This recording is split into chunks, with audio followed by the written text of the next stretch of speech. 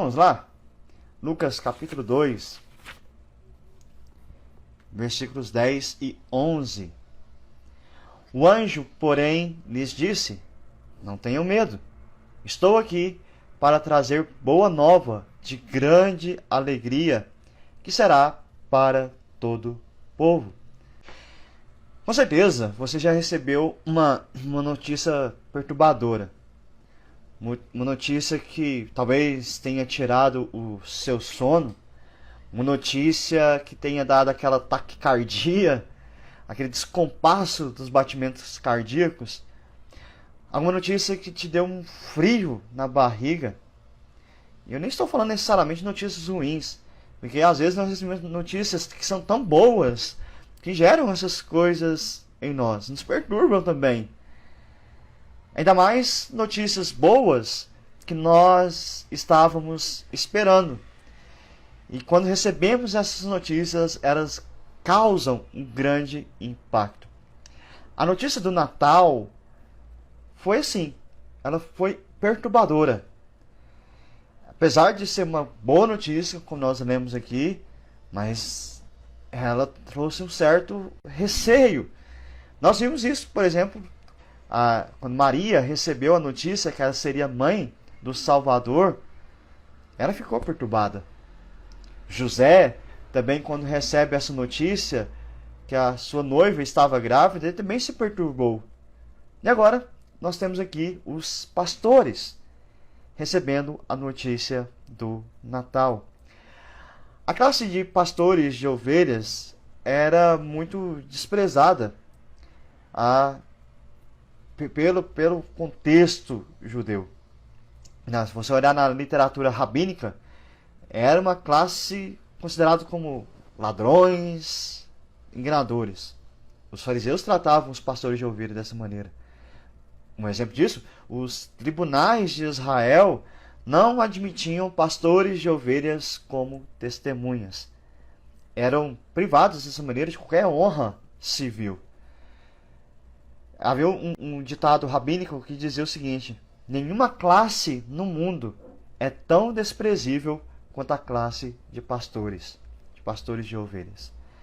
E essa classe é desses pastores que cuidavam, nesse momento aqui, do seu rebanho nas cercanias de Belém, que a história do Natal vai falar agora. Que a notícia do Natal foi divulgada. Era noite, um silêncio profundo e solene pairava sobre os campos adormecidos. Não havia nenhum som, só o silêncio da noite, só o brilho dos astros. Os pastores estavam ali, na sua rotina de trabalho, vigiando os rebanhos. E visto que o nascimento do nosso Salvador, de Jesus, nasceu durante a noite, os pastores foram os únicos que puderam ouvir a mensagem naquela noite, enquanto vigiavam os rebanhos. No texto que nós vemos, no versículo 9, diz assim: e um anjo do Senhor desceu aonde eles estavam, e a glória do Senhor brilhou ao redor deles, e ficaram tomados de grande temor. A glória de Deus, a luz do Senhor se manifestou naquela escuridão da noite silenciosa. O fulgor das alturas resplandeceu sobre a vida daqueles pastores. Essa narrativa aqui nos mostra a magnitude daquela glória que se manifestou naquele momento. É como se os pastores de fato tivessem encontrado a face de Deus. A glória de Deus estava se manifestando. A radiante glória da luz do céu rompeu aquela escuridão da terra. E toda vez que a glória de Deus se manifesta, temor e pavor sempre serão a primeira reação do ser humano mortal e pecador. Lembra quando Isaías, na sua visão, contemplou o Senhor assentado no alto e sublime trono? A reação dele foi de temor. Quando você vê Apocalipse, também João, contemplando a glória de Deus, também a reação é de temor, porque o pecador, O mortal está diante do santo e do imortal. Mas aqui a história vai mostrar que o anjo que aparece, o anjo de luz, aproxima-se daqueles homens assustados, dizendo palavras tão graciosas, palavras tão poderosas, que ainda hoje, quando nós ouvimos e lemos essas palavras, elas soam em nosso coração que é carente de salvação. E aí o temor da majestade, da santidade de Deus são substituídos nesse aspecto por alegria, por esperança, por contentamento. A glória da graça de Deus refugiu, brilhou em direção àqueles homens. De sorte que agora restava a eles adorar ao Senhor. O anjo então vai dizer a eles: não temais. Essa é a primeira mensagem do Natal. Não tema. Não tenham medo. Porque quando a glória de Deus se manifesta com a sua graça, com a sua verdade, já não há espaço mais para o temor, para o medo, mas unicamente para a alegria e regozijo. Ao ouvirmos a mensagem do Natal, não temam, alegrem o coração. Por quê? Porque ele estava trazendo ali boas notícias. A palavra no grego ali é evangelium, e comumente você vai ver se referindo à mensagem salvadora de que o Salvador da humanidade havia chegado ao mundo. Então ali se iniciava o anúncio, a proclamação, a boa notícia, o Evangelho. O Evangelho tem sentido por causa do nascimento de Cristo Jesus. Se ele não tivesse nascido, se ele não tivesse vindo a esse mundo, não haveria boa notícia, não haveria Evangelho. E essa boa notícia, o anjo diz que traz grande alegria. E essa é uma característica essencial da aliança de Deus com o seu povo, de promover a alegria. É o Deus que nos concede sempre alegria quando estamos nele. Uma alegria que será para todas as pessoas. A sugestão aqui é que aquela notícia, aquela boa nova, não seria só para o povo judeu, mas todos os povos se alegrariam com essa notícia.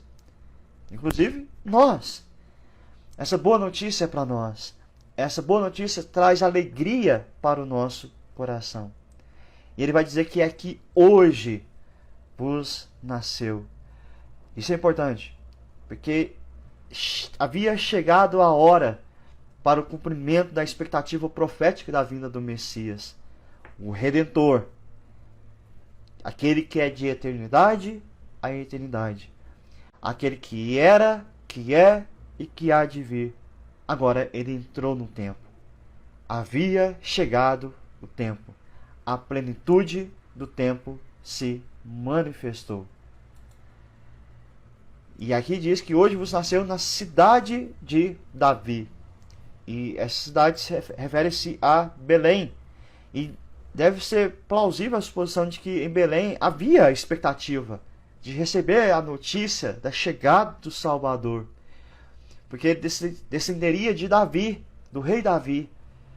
E as profecias apontavam para aquela região, de fato, como uma região que seria abençoada pela chegada do Redentor, do Messias.